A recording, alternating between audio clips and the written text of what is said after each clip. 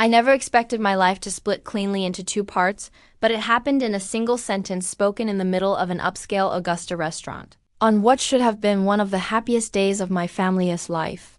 I've decided to start a new life without you. My husband Gregory had his champagne glass still lifted in what had been seconds away from a toast to our daughter Amelia's college graduation. Instead, he dropped that announcement into a room full of 50 guests, and silverware froze mid-air. Conversations cut off mid-laughter.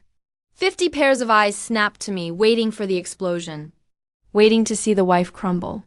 Waiting for the scene. But I didn't give them what they wanted.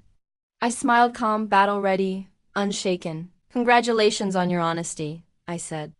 My name is Bianca Caldwell. I am 54 years old, and I had spent the last 28 years being the picture-perfect wife and mother. I supported Gregory through 3 business ventures, 2 career reinventions, and endless cycles of finding himself. I held our family together, saved smartly, worked harder than anyone realized, and raised our brilliant daughter Amelia, who sat beside me, her graduation cap still on, her expression frozen with shock. From the corner of my eye, I noticed Cassandra Wells, Gregory's much younger girlfriend, sitting at a back table, the same woman who had attended our holiday parties, who once called me for career advice. The same woman my friends apparently knew about while no one bothered to tell me the truth. No one except the hard evidence I had already uncovered myself. I reached calmly into my handbag and set a cream-colored sealed envelope beside Gregory's dinner plate. "What's this?" he asked, his bravado faltering. "Something for you to read later." I kissed Amelia's cheek, pushed her hair behind her ear with a tenderness that held 20 years of motherhood. "I'm proud of you, sweetheart. Today is still about your accomplishments." Then I stood, smooth dress, straight posture, chin forward. "Please enjoy your meal," I told the room. "I wish you all a lovely afternoon." I walked out as 50 heads turned to follow me. The restaurant door closed behind me with a heavy thud, shutting out the rising whispers. Outside, the thick Georgia summer wrapped around me like heat-forged freedom. For the first time in years, I could breathe. Behind me, the door burst open. Gregory, no longer confident, but high-pitched and frantic, yelled after me. "Bianca, what the hell is this? What have you done?" I didn't turn around. I just walked. He had no idea that envelope wasn't the beginning of chaos. It was the beginning of justice. My justice. Months in the making. See, Gregory always dreamed wild and spent freely. I had always been the grounded one. The one who saved while he gambled, worked while he experimented, adjusted while he reinvented himself again and again. But 3 months before that graduation dinner, I saw the first cracks, sneaky transfers, strange withdrawals, numbers missing where numbers should have been. I had managed our finances for decades. I knew when something was off. So I investigated quietly. What I found: a betrayal bigger than an affair. Gregory had been moving money for over a year, funneling it into a separate account while claiming we needed to tighten our belts. He was taking Cassandra on lavish dates, buying her jewelry, looking at beachfront property. All while telling me we had to delay vacations and cut back on expenses. And then the messages I stumbled across when he left his phone unlocked. "After Amelia's graduation, I'll tell her. She won't make a scene in public.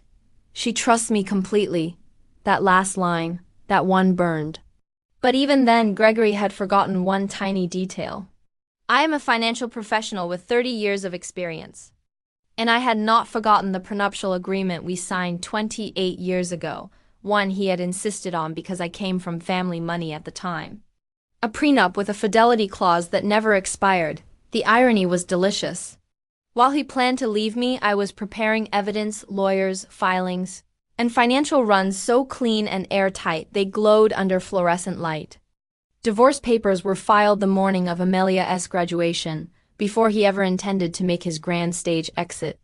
By the time he opened that envelope, the game was already over. I drove home our beautiful colonial house in Augusta, the one he had already promised Cassandra, their dream home. The one he thought he'd walk into with suitcases tomorrow morning. I walked upstairs and opened our closet. His clothes were already packed, neatly stacked, waiting for his dramatic farewell. Predictable. Always predictable. My phone buzzed, nonstop: friends, relatives, Amelia, and Gregory's sister Diana, I answered only Amelia. I'm okay. This isn't your burden. Enjoy your day, we'll talk tonight. I love you. I had shielded her for months. I refused to let her graduation be overshadowed by his selfish theatricality. 3 hours later, I heard the front door slam. Bianca, where are you? I sat calmly on the sofa, laptop closed, legs crossed.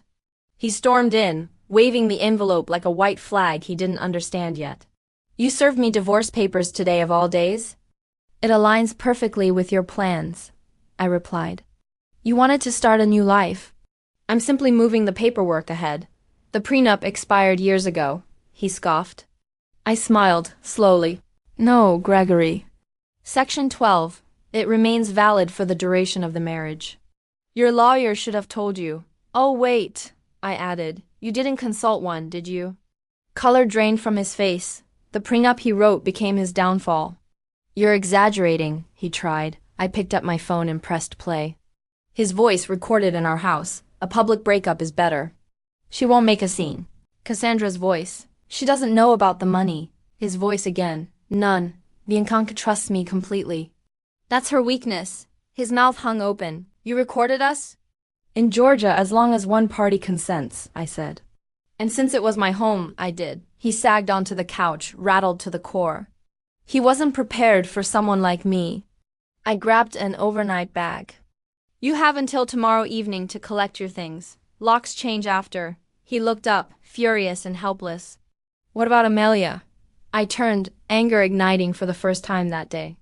You certainly didn't think of her when you were building your new beachfront fantasy. I walked out and went to Diana's house, a cozy place filled with books and peace. Diana embraced me like a sister should, because she had known long before I did. She had seen Gregory and Cassandra together last Christmas. She had confronted him and he lied. She later told me the truth, heartbroken for me. A glass of wine later, my daughter arrived in tears, mascara running, graduation dress still on. Mom, Dad is telling everyone you've lost your mind. Of course he was. Gregory always edited stories to make himself the tragic hero. I told Amelia everything. She listened, shock turning to anger. I worked 2 jobs for textbooks while he was buying jewelry for her. Before I could respond, the doorbell rang. Diana answered. It's Gregory, she said. And he's not alone. Cassandra stood next to him, no longer confident, but nervous. Bianca, this is insane, Gregory snapped. Unfreeze the accounts. Let's be rational. I stayed seated. No, Amelia stood in front of me like a shield. You humiliated Mom in front of everyone. You don't get to demand anything. Cassandra looked uncomfortable. I thought he'd speak to you privately, she whispered. I didn't know he planned to. Announce it. Cracks in their romance were already showing. You have your personal account, I reminded Gregory.